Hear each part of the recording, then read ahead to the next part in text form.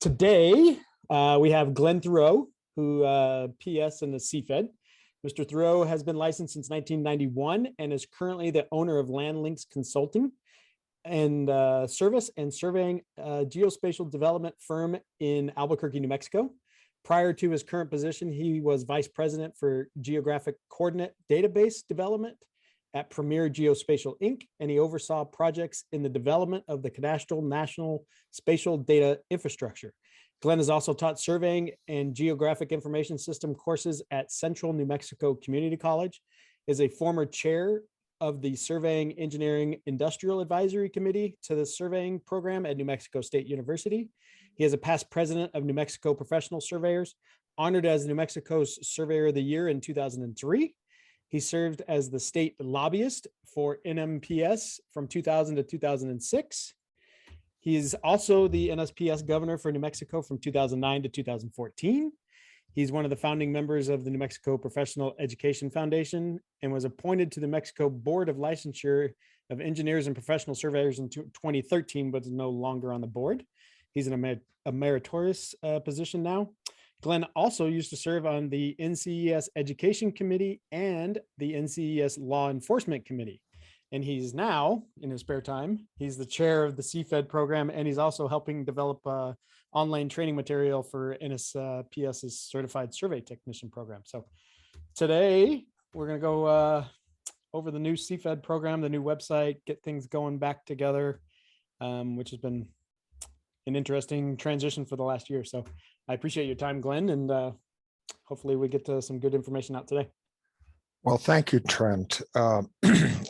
I do appreciate the opportunity to talk a little bit about the Certified Federal Surveying Program.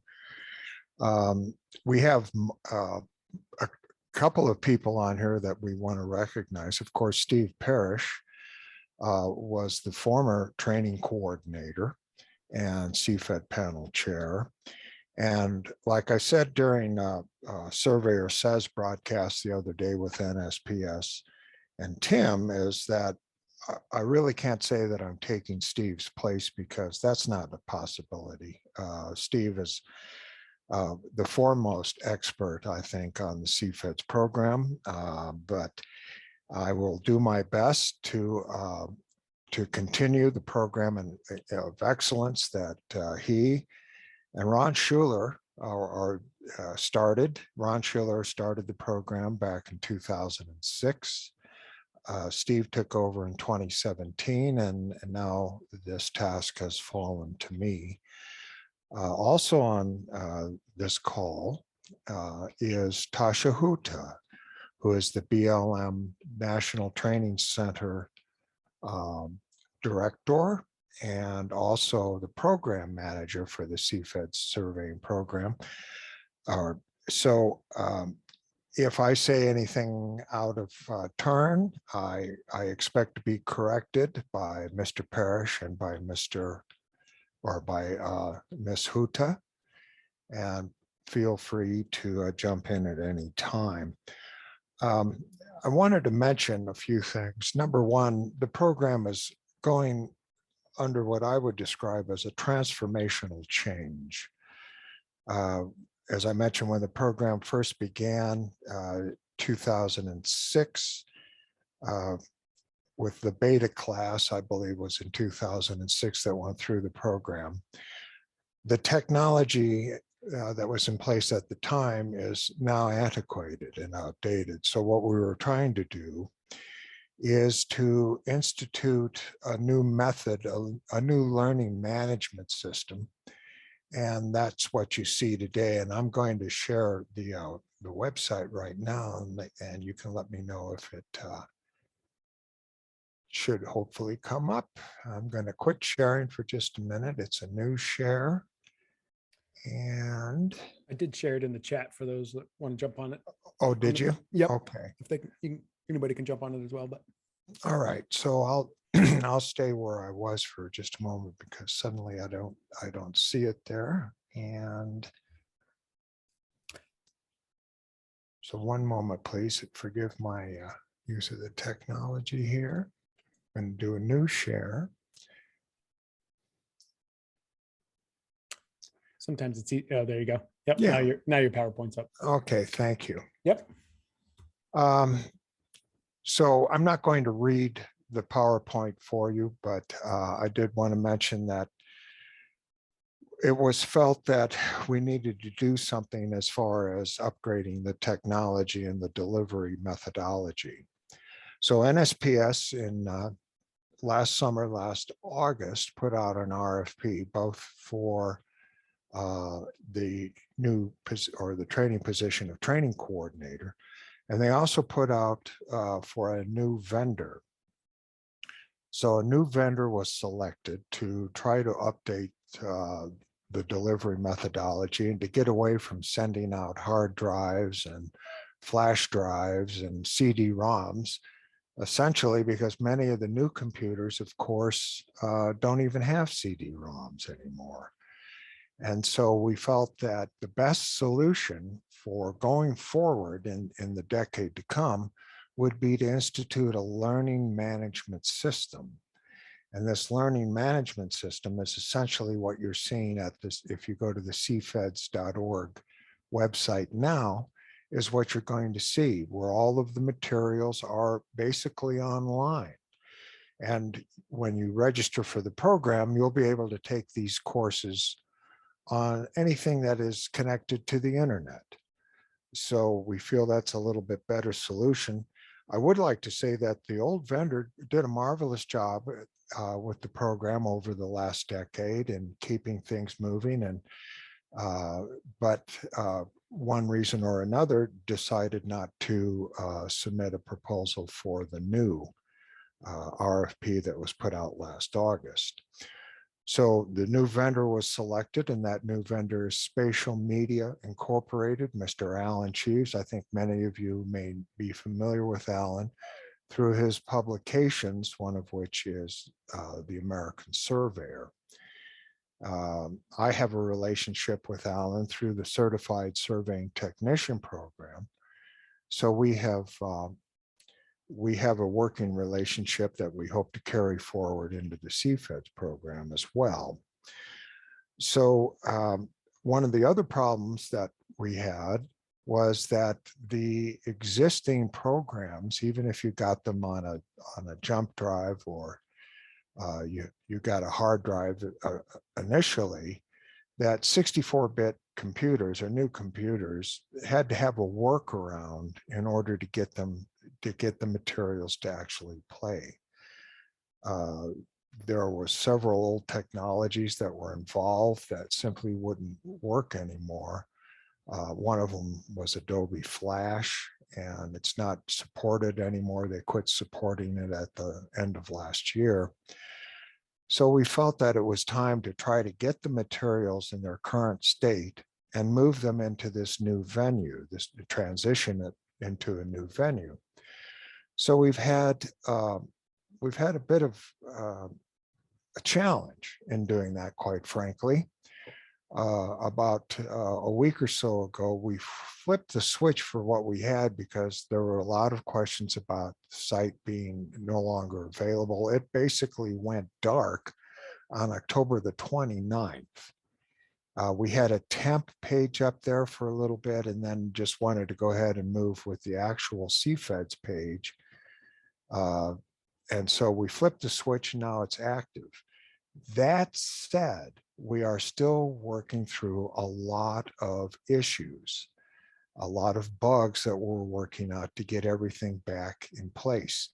The materials from the old site that came to us, largely, it looks like it was in a SQL database of some sort, and there were some proprietary software or routines that were written for it, which of course were proprietary to the old vendor. And so what we're basically doing is reconstructing the site based on the data that we did have. And I know it's frustrating for a lot of individuals that have tried to get logged into their site, or they're trying to sign up for courses, or they don't have a record of what they have already taken as far as the courses, the continuing education courses.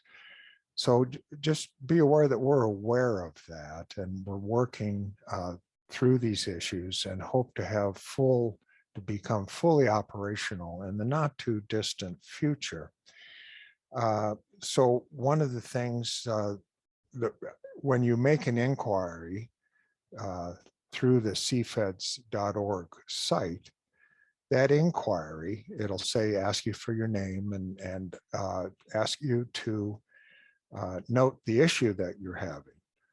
Well, certainly people are taking advantage of that. I have received probably at this point close to 200 inquiries since we went dark in October, and probably about 60 or 70 since we flipped the switch last week. I'm trying to answer all of these on an individual basis as best I can at this point. But some folks may have fallen through the cracks, and for that I apologize. But we are working diligently to have these issues resolved and restore full functionality in the system. A couple of things that I'll address right away is if you can't log in, we haven't imported everybody yet into the new system. So if you're an existing CFEDS and you've tried to log in and you haven't been able to do so, we are going to be doing another import in the not too distant future. Hopefully that'll take care of many of those issues that you have. The other thing is for people that want to sign up for the CFEDS program, the registration page is not yet active. We anticipate having that active by March the 20th. So you'll be able to log on, or you'll be able to go to the CFedS.org site. You'll be able to register into the program as a new registrant. For those of you seeking to get CE or continuing education things, right now it shows that the courses are closed, and that's once again is because we're setting up the pages that will enable you to take these courses. So that's basically where we're at right now. And again, I'm just asking for everyone's patience as we go through this process. So many of you are familiar with the program, but there may be some who are joined who are not familiar with the program. And so let me just talk a little bit about that as we go through some of these materials. The Certified Federal Surveyor Program essentially was created in order to supply the Indian country lands with better qualified surveyors, the PLS operating within the PLSS. Much of this was a result of a need that was anticipated back in the early formation of the program, that there would be a need for specially trained surveyors that are able to operate on Indian trust lands. Some of you may remember a lawsuit against the Department of the Interior called the Cobell lawsuit, and I think where this essentially is where the need was originated. This was settled quite a few years ago, but it dealt with the Department of Interior's handling of Indian trust lands. So it caused a lot of fractionation within the Indian reservations. There's a need to add things fee simple back into the trust for the reservations. And so it was felt that the need for private surveyors who have been specifically trained to operate within the Indian Trust organization. Hang on just a moment, please. I'm gonna.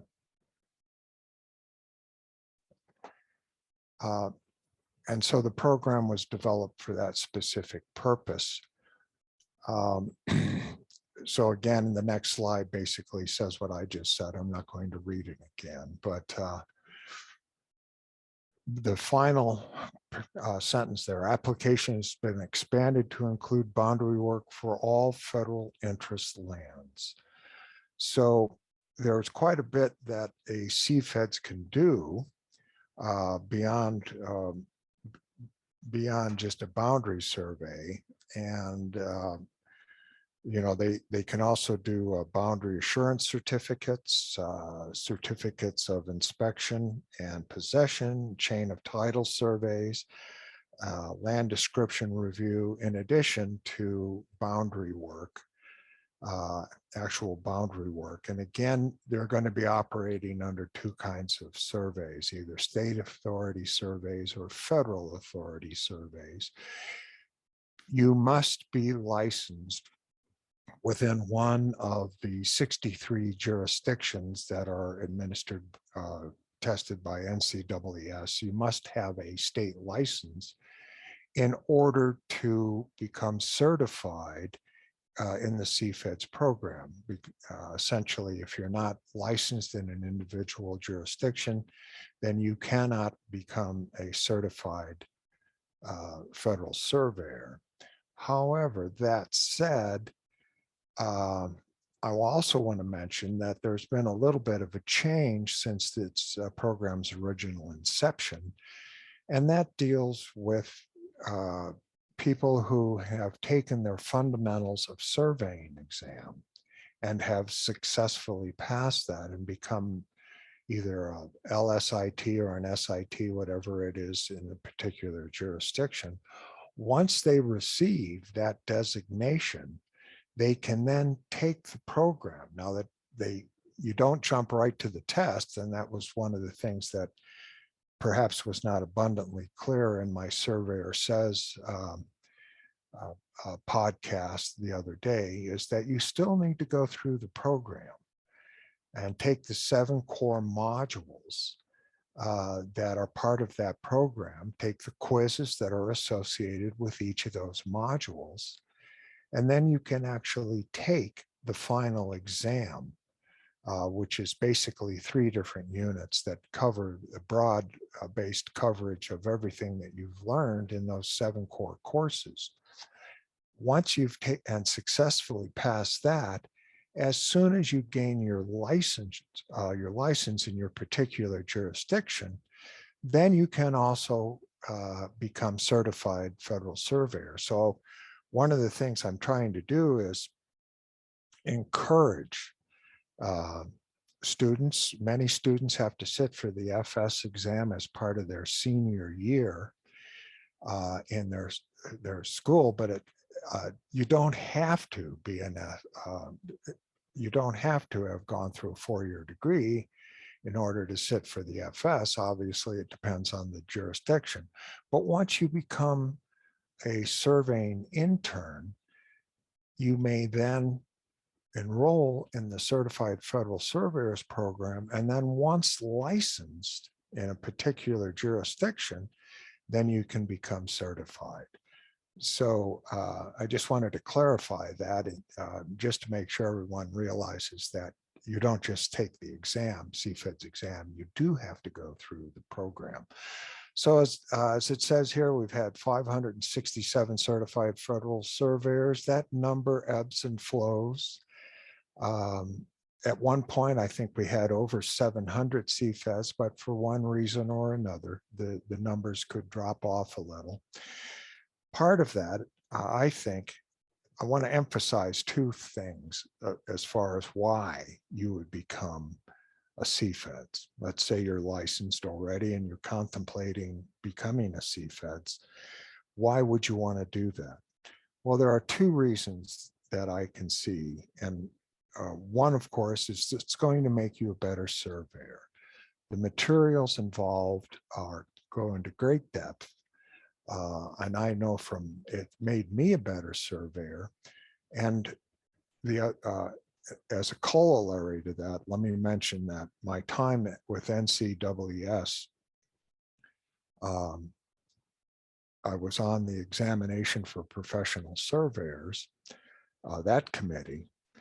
And what's being contemplated right now is a PLSS module as part of the FS exam. And the reason for that is that many of the PLSS state boards of licensure did not feel that the current FS exam adequately tested for minimum competency in the PLSS.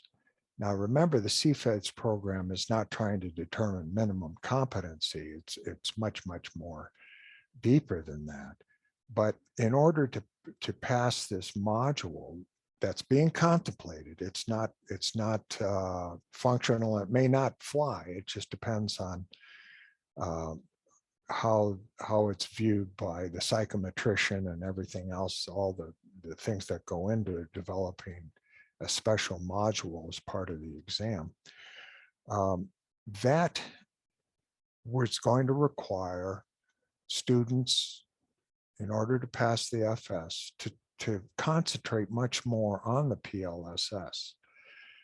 So let's say that you have a student is going to take the FS in their senior year, and they know that there's going to be a PLSS module because their state board of licensure requires everybody who's going to be practicing within that state to take that module. And there's 5 different modules. PLSS is just one of them.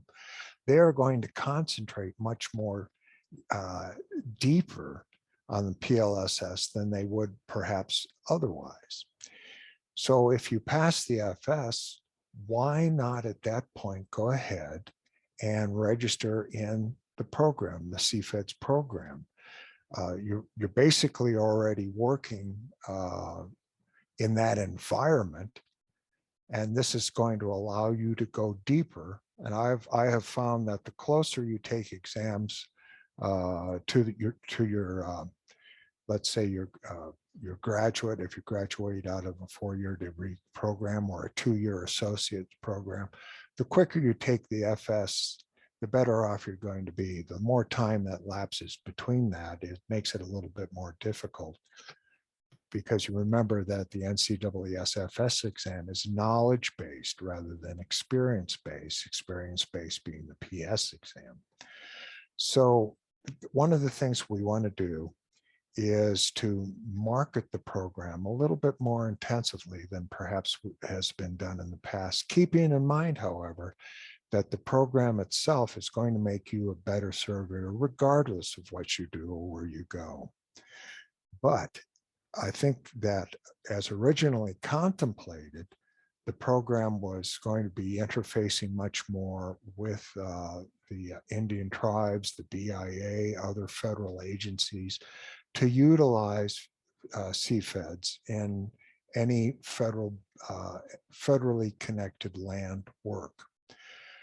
So I think that one of the things we contemplate is interfacing much more closely as we can with BIA personnel, BLM personnel, including the BILS. BILS stands for Bureau of Land Management Indian Land Surveyors. So we're going to just renew those efforts in that regard as well. So hopefully we'll be able to get the number of CFEDs that are available and actually working to enroll and stay in the program. So some who have let their certification pass, perhaps this could be the impetus to become recertified. Okay, so all right, so right there, I'm ahead of my slides, so I'm just going to go through this. Once again, you will not become certified until you become registered or licensed in one state or territory, the District of Columbia. All right. So this basically, like I said, I won't read the slides. I think I've just told you everything. again, to develop good understanding of the PLS at the beginning of their careers. And I think that's why it's important. Positive impact on the quality of their work performed. Now, I know from my time on the Board of Licensure in New Mexico,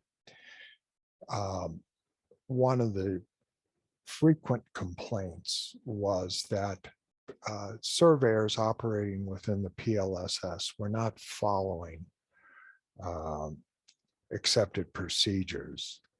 Of course, if fee simple is passed into private, you're going to follow state law, but many state laws refer back to the manual of instructions. And we all have familiarity, or most of us will have familiarity with cutting corners when doing work within the PLSS. And so we feel that the CFedS program, for no other reason, will everyone that is involved will have a better insight as to how you perform work within the PLSS. Now, and here's one other thing, is that once you've completed the program, you can use the program for PDHs, both the initial program itself, and continuing education credits. I know in New Mexico that we do have a 30 PDH biennium requirement, continuing education requirement, and we do accept CFedS training as part of satisfying that requirement. Different jurisdictions will have different rules and regulations concerning that, but generally I've found that most states do accept that. So I'm going to quit sharing my screen here, and what I'd like to do at this point is kind of open this up. One other comment I should make is that many of the surveyors involved have existing CFEDs have taken just about every course that's available in the continuing education realm. And so we're aware of that, and we are working to add more courses to the continuing education roster.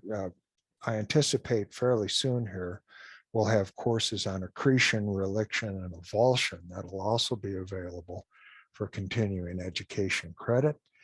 And we have some other ideas going forward that will make it a little bit more broad-based. Particularly, we have BLM personnel that offer CFED courses as part of state societies' offerings, their annual conferences. Unfortunately, we know that because of COVID, this has been curtailed dramatically over the last couple of years. And right now, BLM personnel are under travel restrictions. So they have been doing some virtual presentations. We mentioned the Western Federation Conference coming up.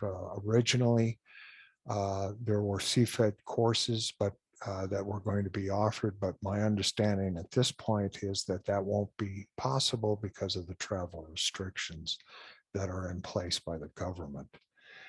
But one thing we are trying to do is get recordings of any virtual presentation that BLM personnel might make.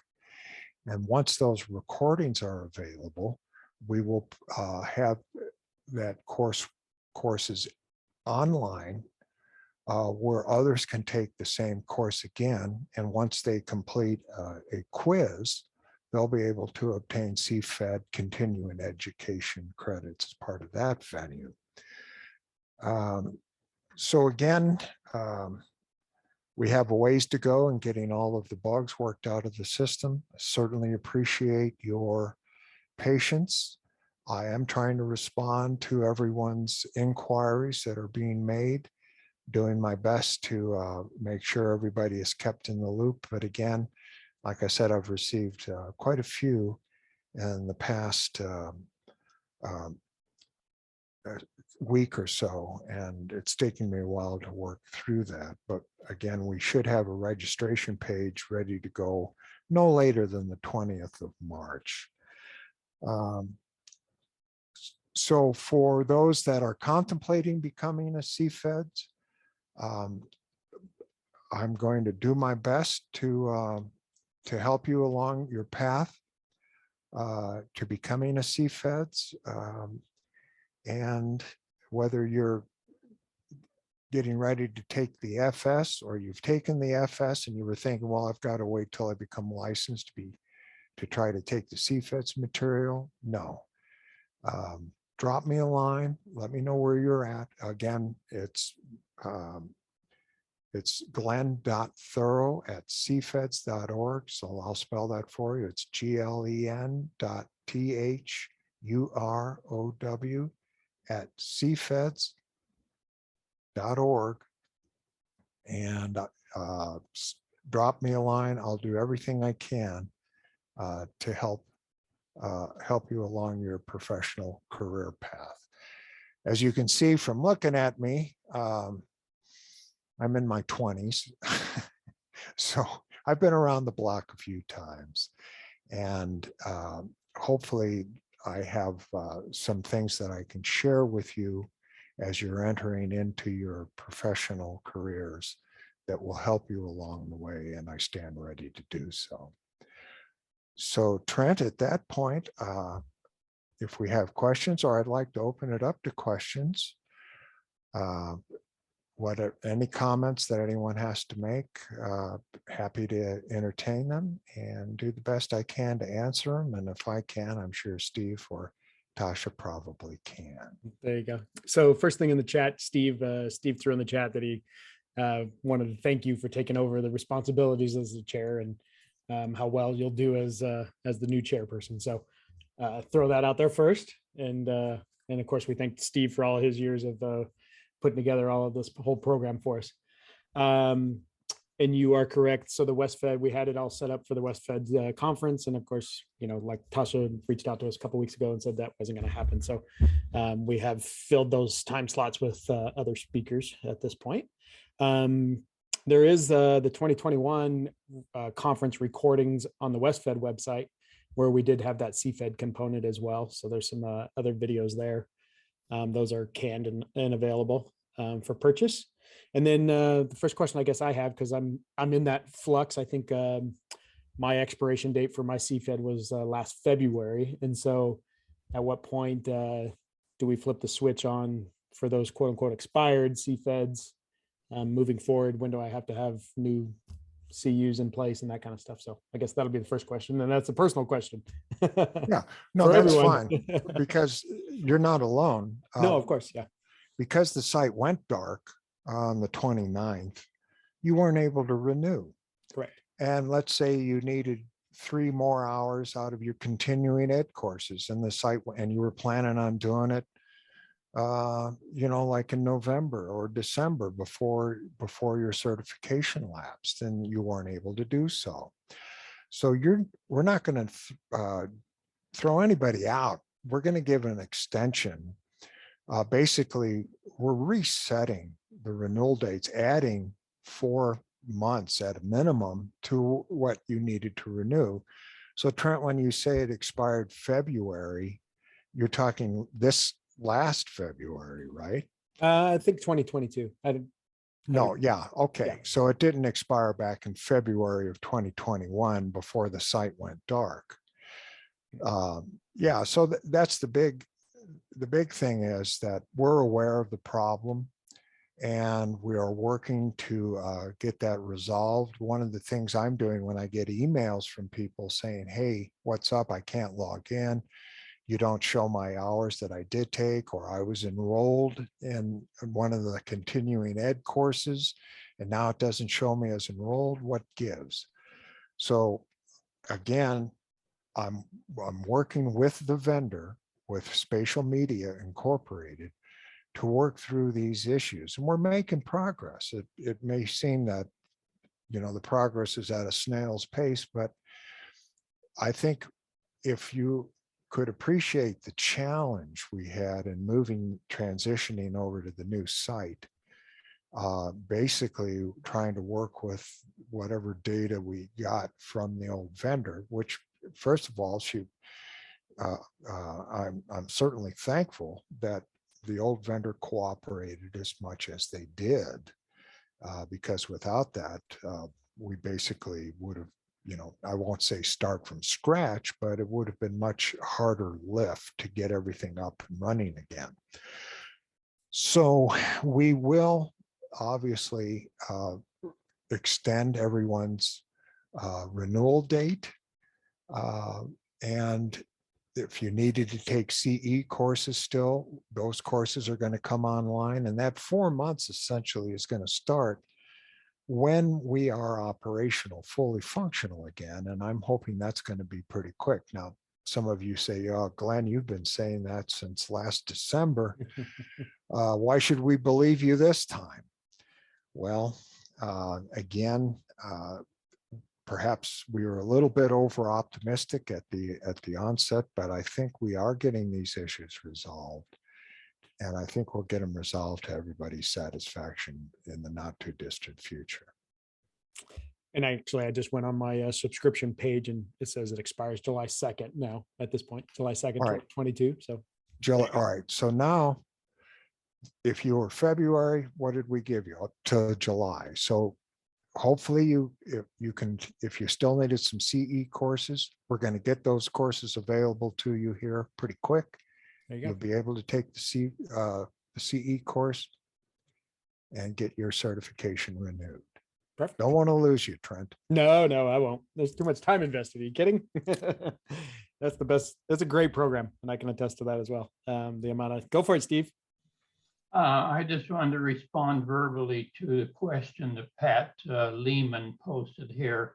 Oh, yeah.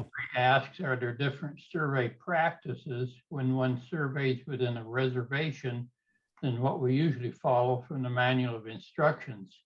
And I think George Linsmith will relate a little to this.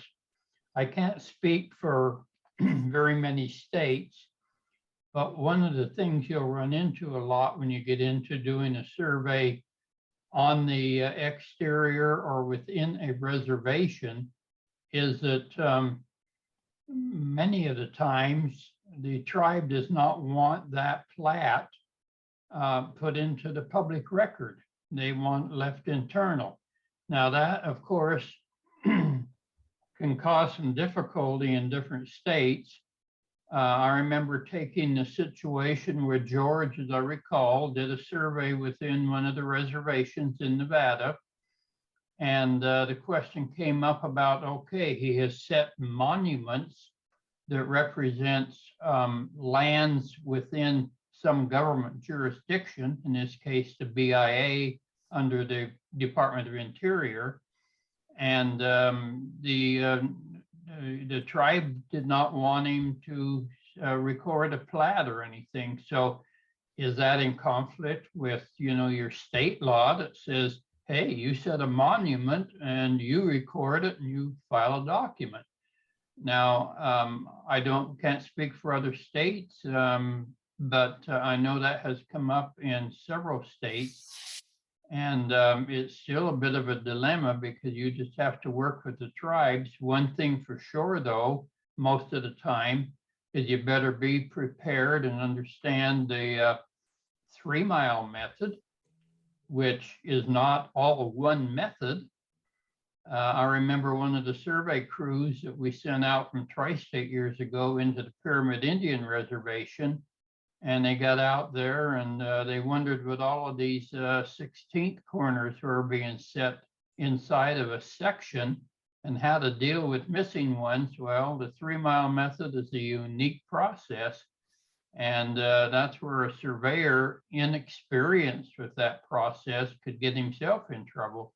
And then just the deed requirements, and you might be dealing with 15, 18, 20 different tribes on the lands that you're dealing with to describe and work with the tribes.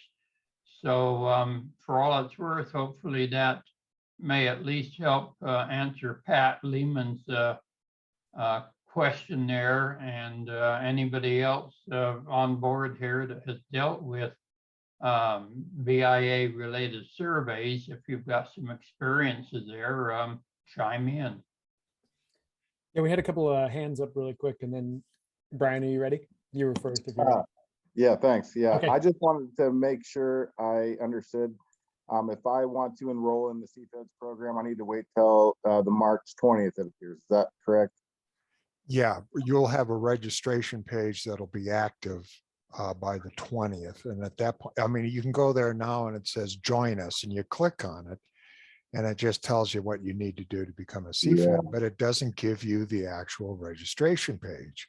Yeah. Okay. And it deals with the money and the authorization.net, which is a separate program that basically it's the paywall that's involved.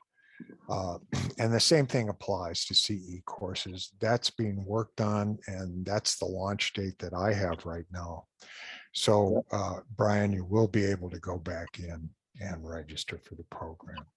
Excellent. I appreciate it. Glenn, can you talk about the cost a little bit? Is it still kind of a fixed fee? So yeah, the program itself is $1,200, and you have 2 years from the time you registered to complete the program. And you want to make sure that if obviously many companies pay for this, many individuals pay for this themselves, but you want to make sure that you follow along. It's essentially a 20-week program. You should be able to gauge where you're at as far as the 7 core courses in terms of 20 weeks. Now, what happens after 20 weeks, you've got 2 years, but we have some individuals that pay, they start the program, then they don't complete it within 2 years. So that's a problem, but they can come back into the program if they've let the 2 years lapse and re-register at a reduced rate, which is essentially $800. But that rate only applies if that you paid your original $1,200, but for whatever reason, you weren't able to complete it within the 2-year time period. So essentially, then the cost for continuing education credits, roughly it's $50 per credit, and you need 6 credits per renewal period. Every 2 years, you need to come up with your 6 credits. And again, we want to make sure that these continuing education credits are more than just, I took the course, got my CFedS credits, and I'm done. We want to have these courses make you a better surveyor. And I think in large part they will, particularly as it relates obviously to the PLSS, but also as it relates to your working in Indian country. So just keep that in mind. But all of that information is on the website, with the exception of the page that actually allows you to register. But I think you'll find a lot of information. Carefully go through the website, read everything that's there on the website, and that's going to give you a really good overall 30,000-foot view. And then I gave you my email address. That's what I'm here for. I'm here to answer your emails. It may take me a bit to get to them, so be patient. And I want to say one thing. Almost everybody has been so patient, and it's really appreciated.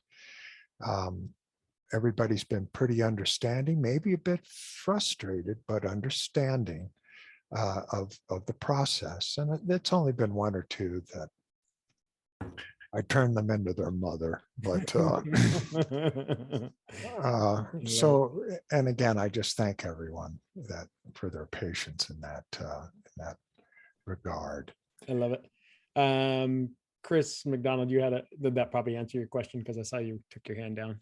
No, I was just going to go back to what Oh, oh. Steve was talking about. So we can hit it later or we can hit it now, whatever you want to do. Oh, no, go for it. Yeah, if you're ready.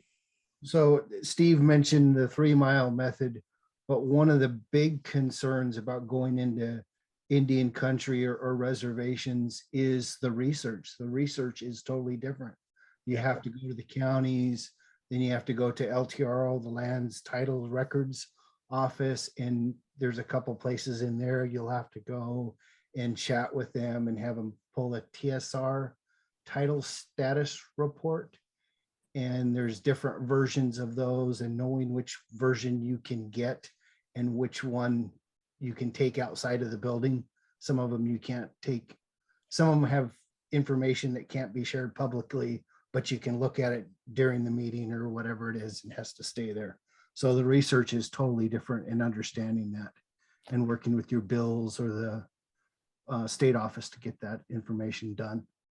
Yeah, Right. great, And, great, and great insight. the course itself, goes into a lot of that. And that's why it's so imperative to work through the course. And the one other thing I'll add is that concerning Steve, your question about whether plats should be filed or not, I did have another question. I think you're aware of it, from an individual who was, the tribe itself said that filing of a plat wasn't necessary. And the distinction I drew was the difference between somebody saying it's not necessary, but not forbidding it. So my guidance was, unless it is specifically, you are specifically told not to file a plat, that you're going to follow the standards that are set in the CFedS standard of practice manual. And that, which does require you to file the plat as appropriate in pretending your state jurisdiction, perhaps county, but LTRO, all of these other things do require you to file the plat. So I think that, but what's important to understand, and I think almost every CFedS understands that you're dealing with sovereign nations. Yep. And you have to understand that. And some of them are very protective, understandably so, of their rights and prerogatives. So if somebody, in a position of authority within the sovereign nation says, I don't want this to happen, then you're going to have to use your professional judgment, both as a practicing surveyor and a CFedS, on how you are to address the issue. Nice. Yeah. Steve, did you want to add on to what Chris was saying? No, I just wanted to reemphasize what Chris McDonald said, but I think you already hit on it. Okay.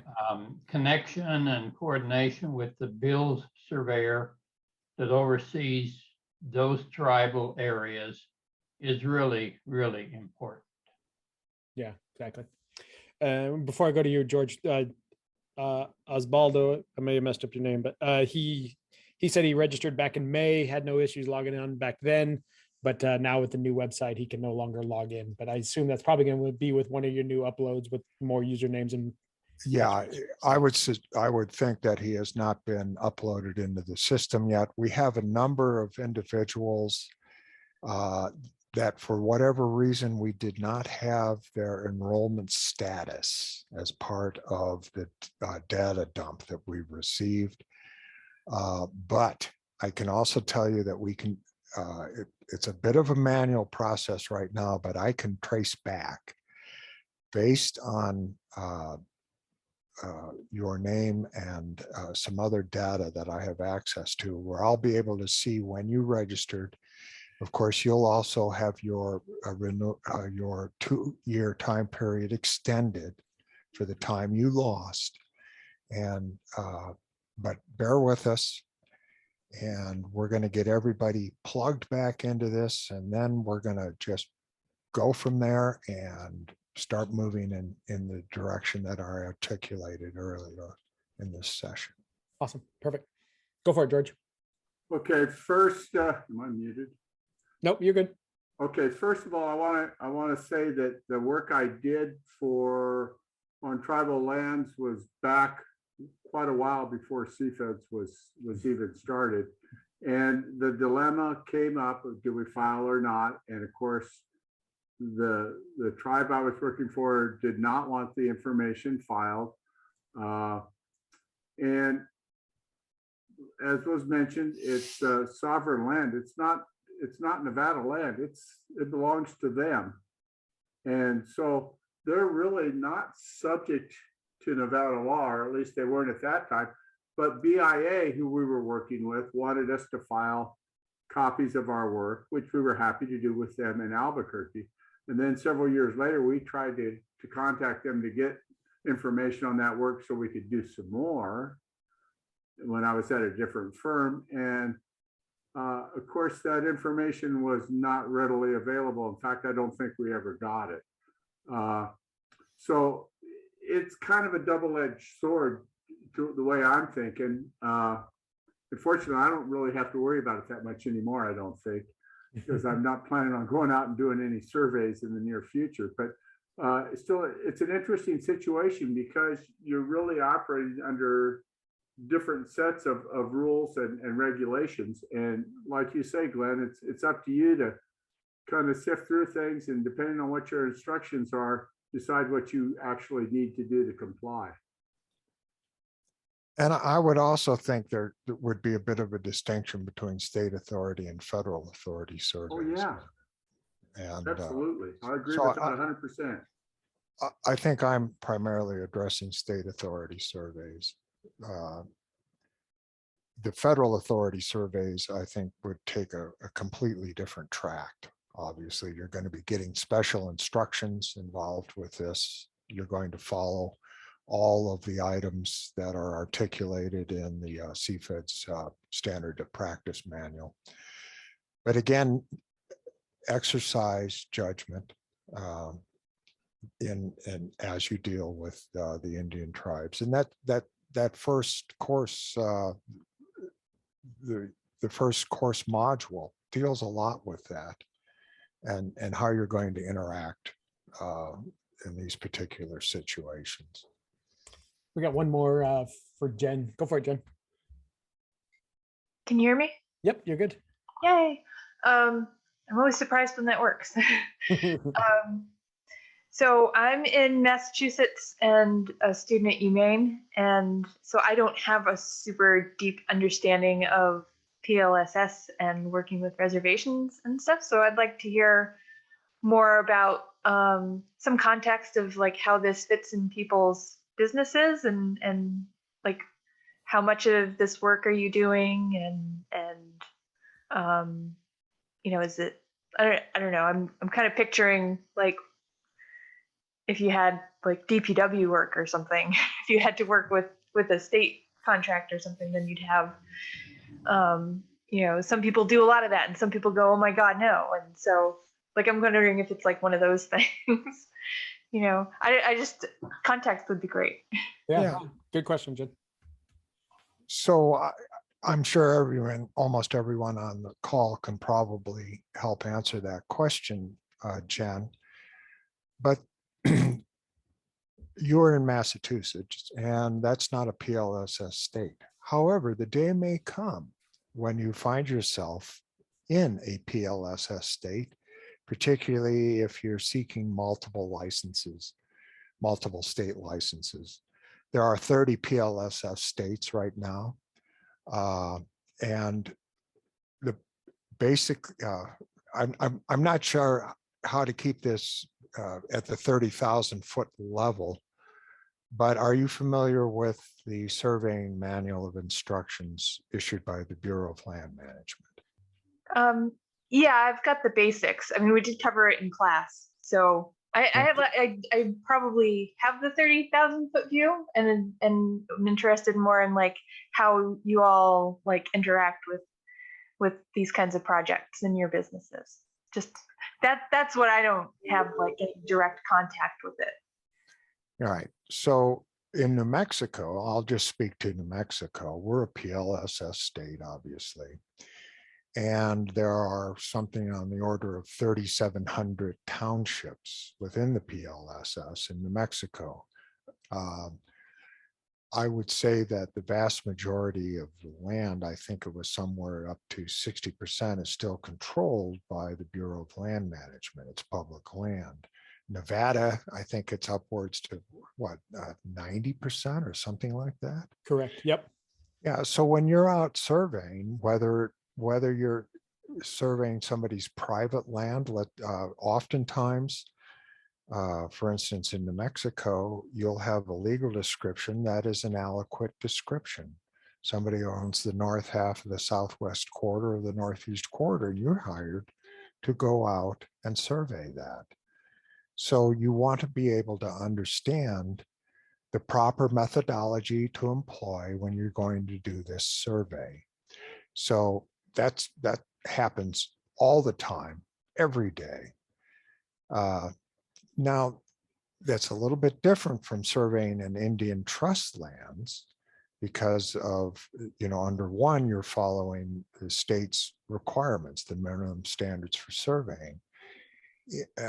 In the Indian trust lands, you have not only the minimum standards that you're going to be operating, but there's a whole set of standards beyond that.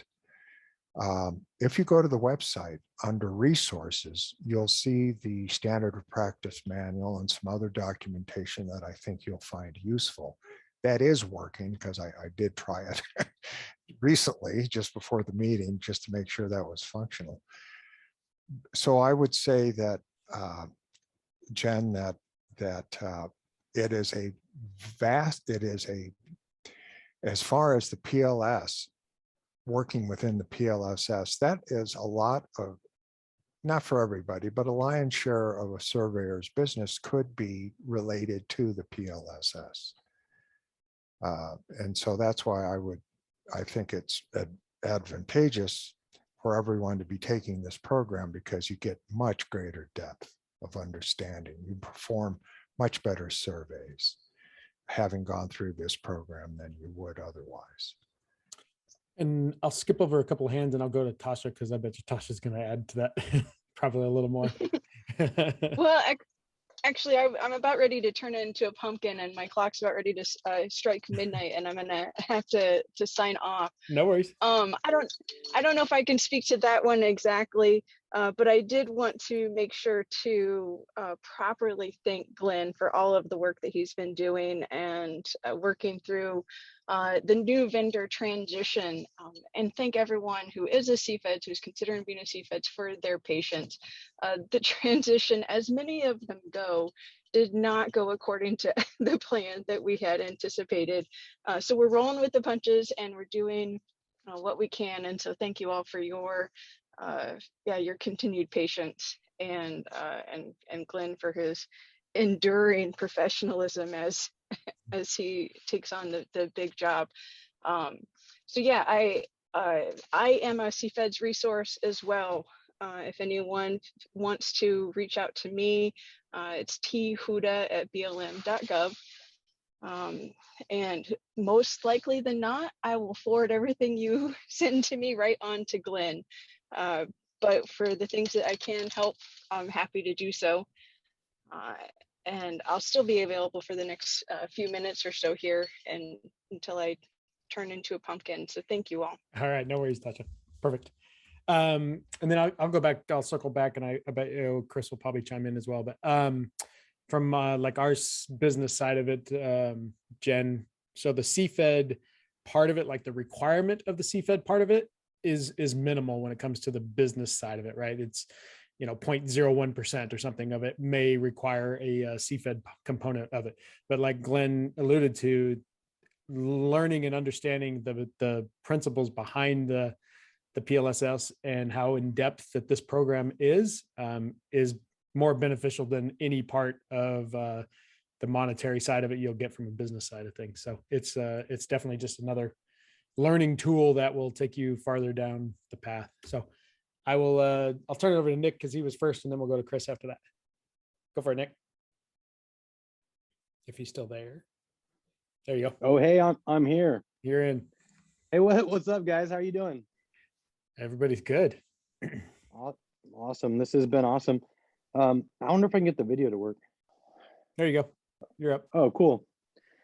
Hey, awesome job, Glenn. Nice talking to you earlier too about the program and the new ideas that you have for it. And, thanks again for picking that torch up and carrying it forward. Really appreciate that.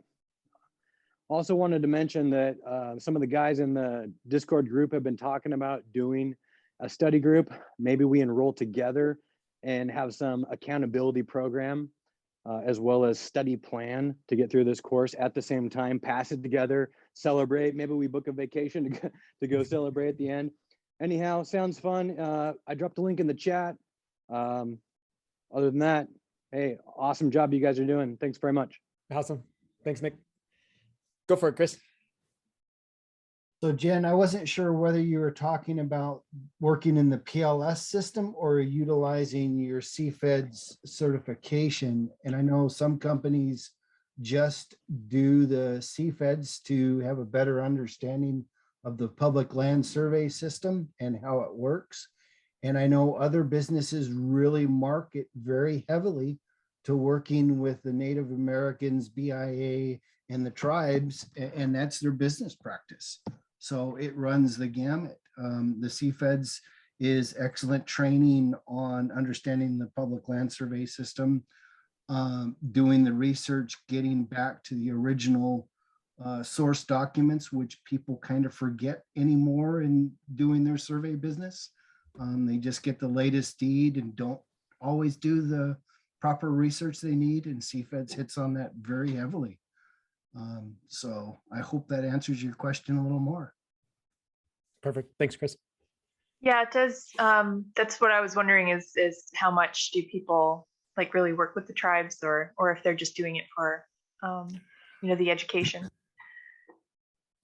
Yeah, let me jump in there. One of the things I wanted to say concerning that, Jen and Chris, is we want to market this program a lot heavier than we have, both with the public, but also within government.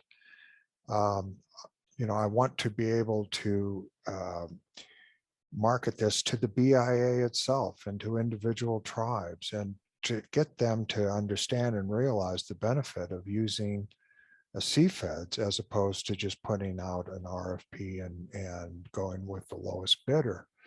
That lowest bidder may not be qualified to work within Indian lands. There is nothing that compels these Indian tribes to utilize CFedS.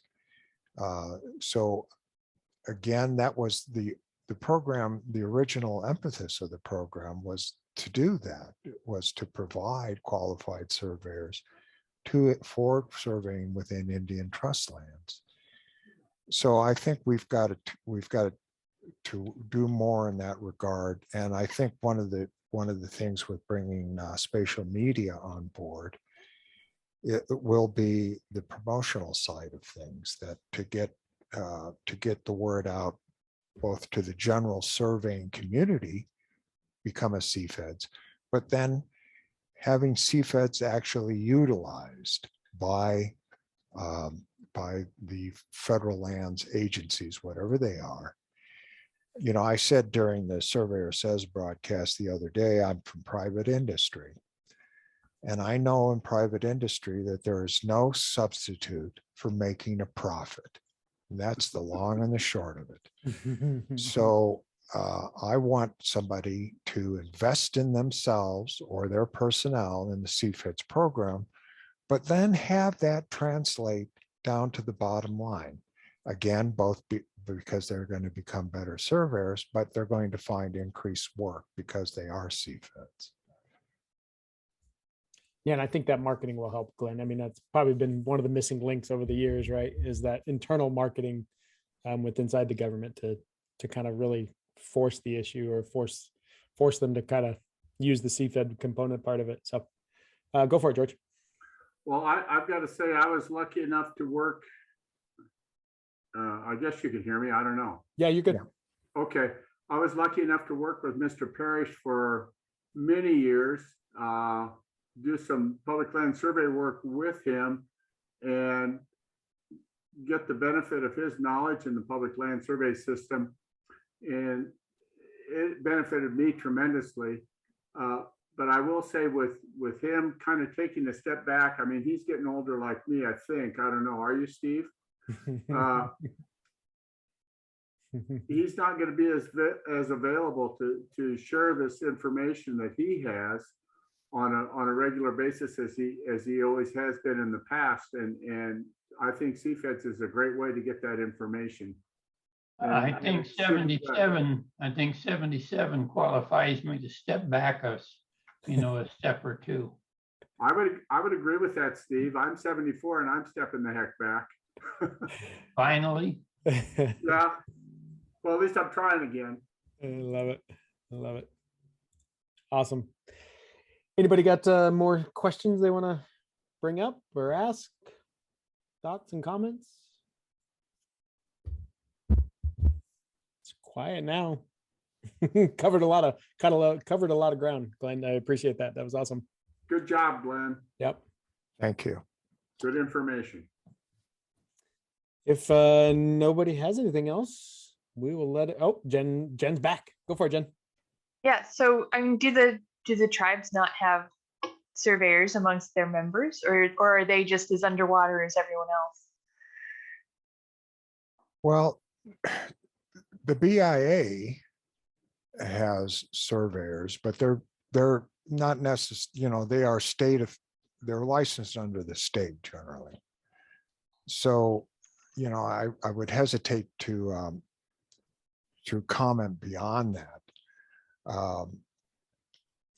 But in many instances, federal agencies do have their own surveyors. Certainly, obviously, the BLM does. The Bureau of Reclamation, I believe. The Forest Service, they do not have, the Forest Service is kind of unique because they are still using private surveyors and they are limited in what they can do. So only the surveying of original boundaries can be performed by the BLM. But you're going to have split where you're going to have federal interests on one side, you're going to have private interest on the other side of a particular line. So yeah, I think it's still advantageous to go through the program. You were going to find some surveyors that are even part of the tribes that may not be selected for whatever reason, but that's internal politics that I don't even want to go near that. So Jen, I don't think there's a one size fits all answer to your question. May I ask, Jen, you're in a program. What school are you currently attending? I'm in the online program at UMaine. University of Maine. Okay, Yep. Very good. So Ray Hentz and Company. Yep, that's done. Okay, very good. Jan? Yep. I just took a quick look here on the Google, and it shows where there are 4 Indian tribe lands within Massachusetts. Mm-hmm. And by that very thing, you could, regardless of the PLSS presence there, it seems like that, this understanding and knowing about the 3-mile method, if any of that exists within those reservations. But with having some Indian reservations just within your state is, I think, a good reason just to make sure that you're fully aware of what the work is that is required within a reservation. Okay. Yeah. Yeah, I wasn't sure it would apply outside of PLSS, but okay. Yeah, just Indian reservation in general. Go for it, John. Yep, Sorry. No, you're ready. Find that mute button. There you I just wanted to chime in a little bit. I'm currently in the program. Hopefully we'll be finishing up. I've chatted with Glenn recently. But one thing I would recommend to anybody considering it that's not yet licensed is to do the program before you get licensed. It will help you with your state exams and the NCES exam. And you'll come out of everything with a couple of nice certifications. And so it's been one of those things where I've had to go back and kind of relearn some stuff and remember some things that I had forgotten a while ago, but it's been good.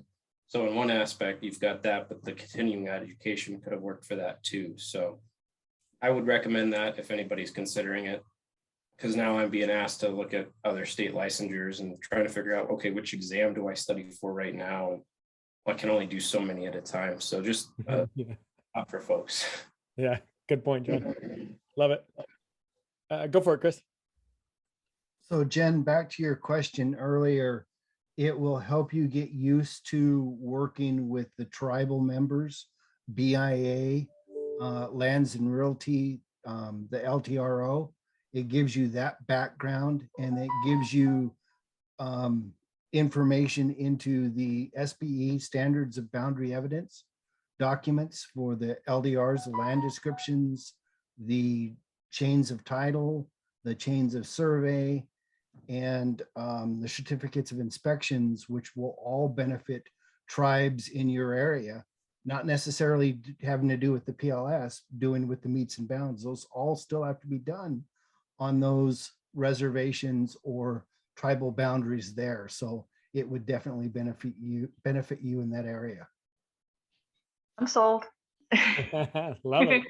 Love it. So like my background is in land conservation. So there's a lot of like a strong push in the last few years, just nationally within land conservation, towards diversity and like land justice and issues like that in general. And land trusts are looking for ways that they can like reach out to tribes and work with tribes in their areas. And it's you can imagine quite a fraught thing, dealing with ownership and issues like that. So I think you know, I'm hoping that I have a role to play, having the background in conservation, and once I'm into surveying, that I can still be more involved with that kind of those issues and be of service in a way. Yeah. So yeah. Oh yes, you could probably market yourself very well with those tribes back there. Yeah, no kidding. Yeah, that's awesome. Good points. Yeah. So thank you everyone for answering my questions. No worries. It's what we're here for. I love it. Anybody else? Last second. All right. I'm hearing none. Thank you, Glenn. I appreciate your time and all the hard work getting this over the last few months, getting this to where we can finally talk about it and get things going again. And it will be great moving forward for sure. Thank you, Trent. I Yeah, of course. do appreciate the opportunity. Yeah. Thank you, guys. All right, guys. Have a good week. Thank you. Bye, Thanks, guys. everyone. Bye, guys.